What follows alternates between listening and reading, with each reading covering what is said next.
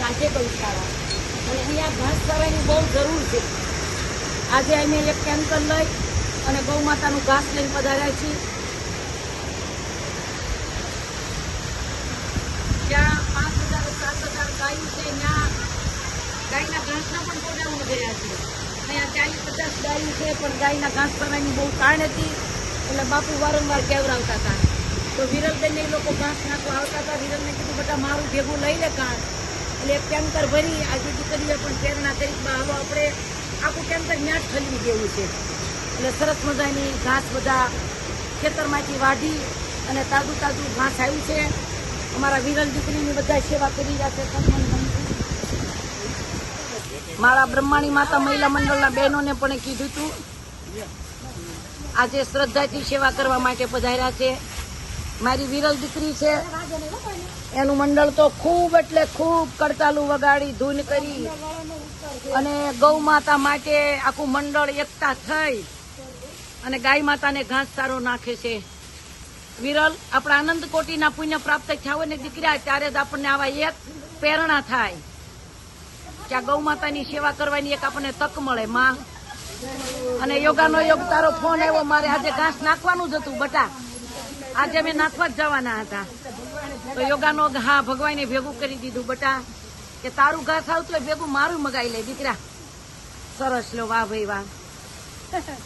જય માતાજી જય માતાજી. માં ખમા ખમા બોલીએ ગૌ માતા બ્રહ્માણી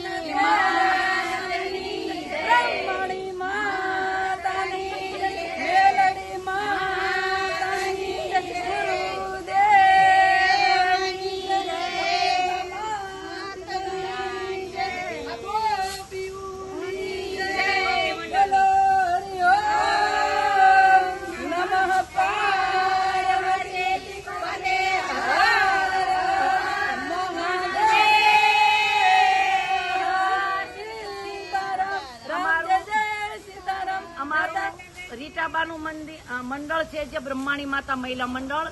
અમે લોકો તો એક મહિનાના એક જ દિવસ સત્સંગ કરવી છે પણ તમે તો અબોલ જીવ માટે ગૌ માતા માટે જેના પેટનો ખાડો પૂરવા માટે ગલીએ ગલીએ ગામડે તમારો સમય ફાળવી અને 30 દિવસના 3 કલાક દીકરીઓ તમે કડતાલું વગાડી અને આ ગૌ સેવા કરી રહ્યા છો. ઓહો ભાગ્ય. અને આપણા મંડળનું નામ શું છે બેટા? બાપા સીતારામ મહિલા મંડળ.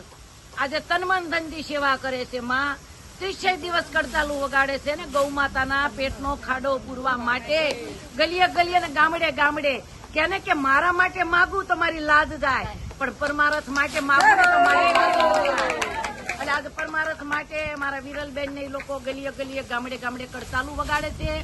એનો યોગાનો યોગ પ્રમદી ફોન આવ્યો કે બા અમે ઘાસ નાખવા જાય બેટા હું આવું હારો આજ મારે નાખવાનું જ હતું. આજે રામમઠી નાખ્યું, ઇસ્કોન મંદિરે નાખ્યું અને મારી માની કૃપા હતી તો તમારી ભેળું પણ ઘાસ મગાવ્યું બેટા. પણ ભક્તોને ક્યારેય પણ જરૂર પડે અને આપણે એક કાબાને કોલ કરવી ને તો ઈ અબોલ જીવ અને કોઈ પણ સુરત દેશની અંદર કે ભારત દેશની અંદર કે હેઠે ધરતી હોય ને ઉપર આકાશ હોય અને કોઈ પણ ને ખાવા રોટલું બટકું ન મળતું હોય, વસ્ત્ર ન મળતું હોય અને આ માને ફોન કરો ને તો એક રીંગે માં હાજર થઈ જાય છે. અને મારે પણ નીણમાં પૈસા ઘટતા હતા અને બાને ફોન કર્યો બાકે બેટા તમ તારે ગાડી મંગાઈ લે ઘટશે ને ઈ ખાડો હું પૂરી દે. એવી મારી માં છે આ બ્રહ્માણી માં અને રીટાબાનો દેહો.